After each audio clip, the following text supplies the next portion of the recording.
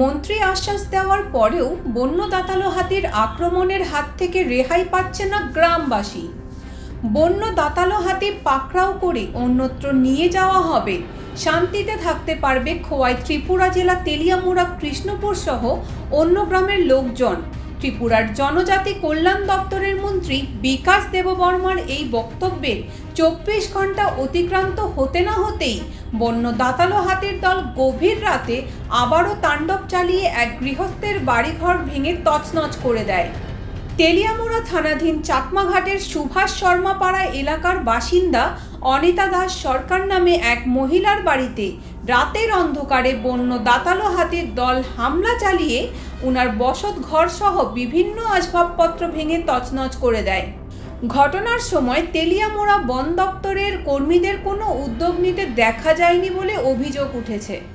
শুক্রবার সকালে বন্য দাঁতালো হাতির আক্রমণ থেকে রক্ষা পেতে কৃষ্ণপুর বিধানসভা কেন্দ্র এলাকার সকল গ্রামবাসী দলমত নির্বিশেষে অসম আগরতলা জাতীয় সড়ক অবরোধে বসেছিল।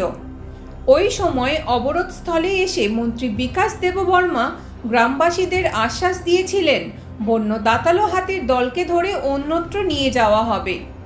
বর্তমানে তেলিয়ামুড়া কৃষ্ণপুর গ্রামবাসীরা বুঝে উঠতে পারছেন না কিভাবে বন্য দাঁতালো হাতির আক্রমণ থেকে তারা চিরতরে নিস্তার পাবে।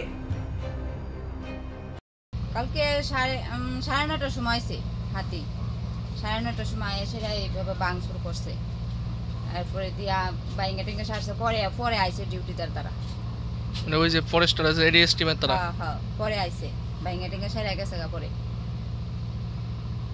এই যে হাতির সমস্যাটা দীর্ঘদিনের সমস্যা তো আপনারা? হ্যাঁ, আমরা এই 3বার ভাঙছে।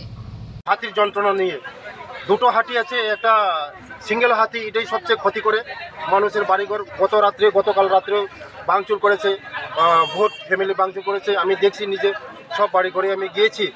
এটার জন্য সলিউশন জেপু সাহেব ওই সিঙ্গেল হাতিতে রিকভারি করার জন্য, রেস্কিউ করার জন্য এটাকে ধরে আমরা মঙ্গিয়া কামিতে ধরে রেস্কিউ করব। আমরা দেখছি তাড়াতাড়ি আমরা সমস্যার সমাধান করার জন্য দেখছি। ত্রিপুরা থেকে বিক্রম কর্মকারের report, U Bangla TV. U Bangla TV হৃদয় ছুঁয়ে যায়।